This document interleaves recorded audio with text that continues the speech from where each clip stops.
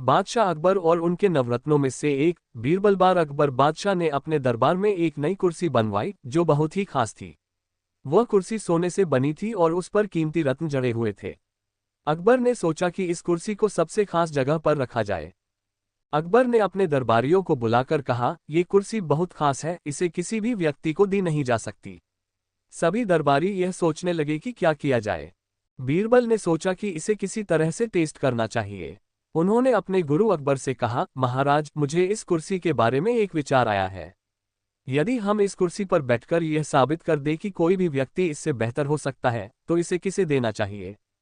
अकबर ने कहा, बीरबल, तुम क्या कहना चाहते हो?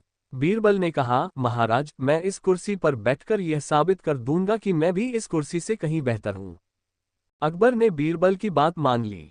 बीरबल ने कुर्सी पर बैठकर कहा, महाराज, ये कुर्सी बहुत खूबसूरत है, लेकिन मैं इसे अपने काम के लिए नहीं मानता। अकबर ने हैरान होकर पूछा, क्या तुम मजाक कर रहे हो? बीरबल ने कहा, महाराज, अगर आप मुझसे ये कुर्सी ले लें तो मैं अपने हाथों से सब कुछ संभाल लूंगा, लेकिन अगर मैं इस कुर्सी को खो दूं तो मैं इसे कभी भी वापस नहीं ले सकता। अकबर ने देखा कि बीरबल की बात सही है और उसने बीरबल की बुद्धिमानी की प्रशंसा की। अकबर ने कहा, बीरबल, तुम सचमुच महान हो। तुमने इस कुर्सी की अहमियत को सही जगह पर रखा।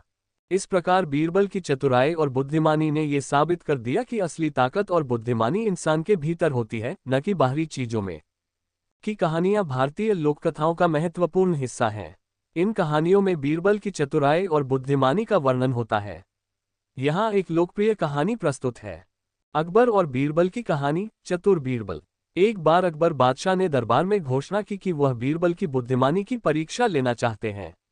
उन्होंने बीरबल से पूछा, बीरबल, क्या तुम बता सकते हो कि इस दरबार में सबसे महत्वपूर्ण कौन है?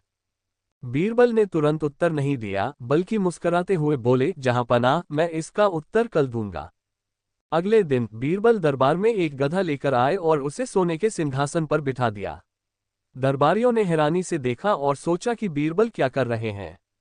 बादशाह अकबर भी चौंके, लेकिन उन्होंने बीरबल से कुछ नहीं कहा।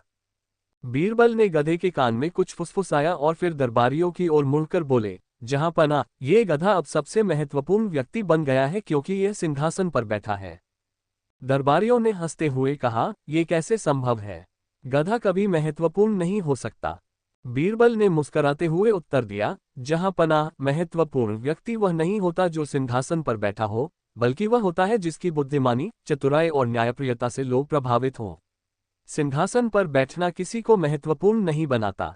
महत्वपूर्ण बनने के लिए व्यक्ति को अपने गुणों और कार्यों से महान बनना होता है। बादशाह अकबर ने बीरबल की इस चतुराई भरी उत्तर से प्रसन्न होकर उन्हें सम्मानित किया और दरबारियों ने बीरबल की प्रशंसा की।